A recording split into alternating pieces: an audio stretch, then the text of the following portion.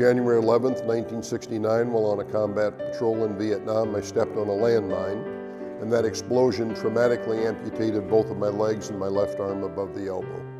So I got burned over 40% of my body. I lost my right hand at the wrist and my left arm at the shoulder. I'm a quad amputee. I've lost both my arms and both my legs. I don't feel with my hands, I don't feel my feet, and so my wife is pretty much my hands and feet. It's helping him get dressed. It helps me get my limbs on, bathes me.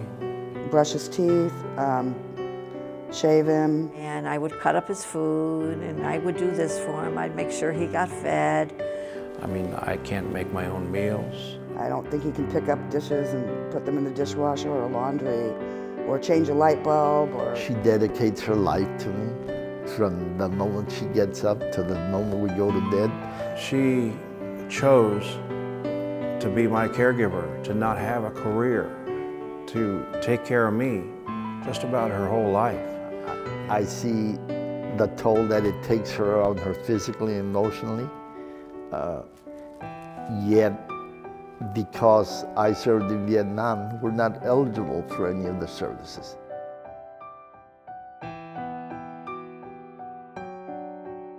An arbitrary date should not change the fact that you need caregiver support. Whether you have a spinal cord injury from Vietnam or spinal cord injury from the Gulf War, you still have that injury, you know, and you still need quality care.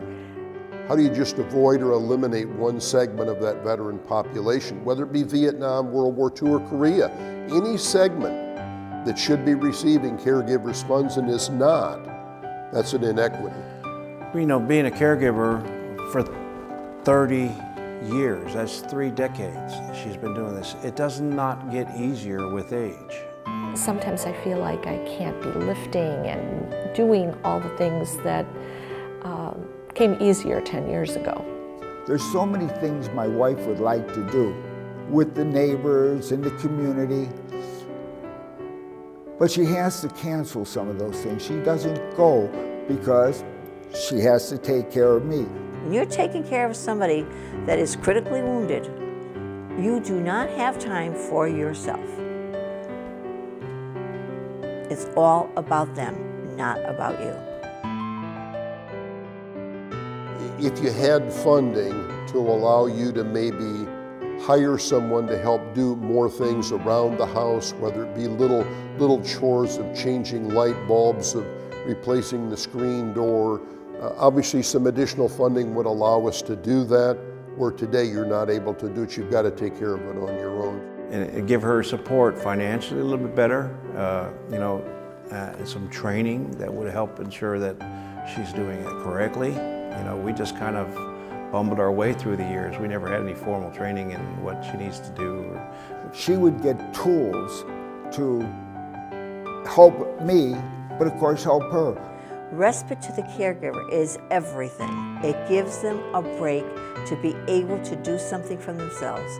So if I'm gone for a whole day, wouldn't it be nice if someone had popped in at lunch maybe to make sure, you know, that after 6 hours he was okay? It would certainly take a tremendous burden off of her to have funding to help us afford to do that. It would give her some kind of vacations from me. That would be nice.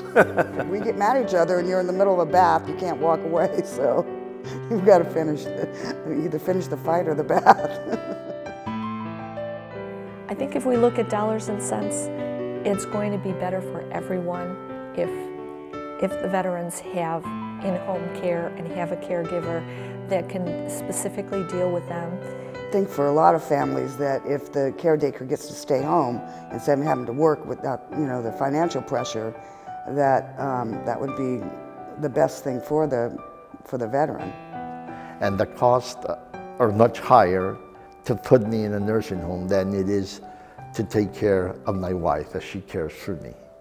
Is it better to spend $100,000 and have this veteran who served their country sitting in a bed in a nursing home or sitting in a wheelchair in a hallway with no quality of life?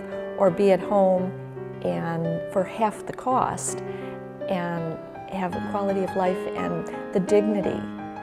There's untold thousands of veterans out there that need this assistance, that it's important to them to be able to survive every day, to live some kind of a life with respect and dignity.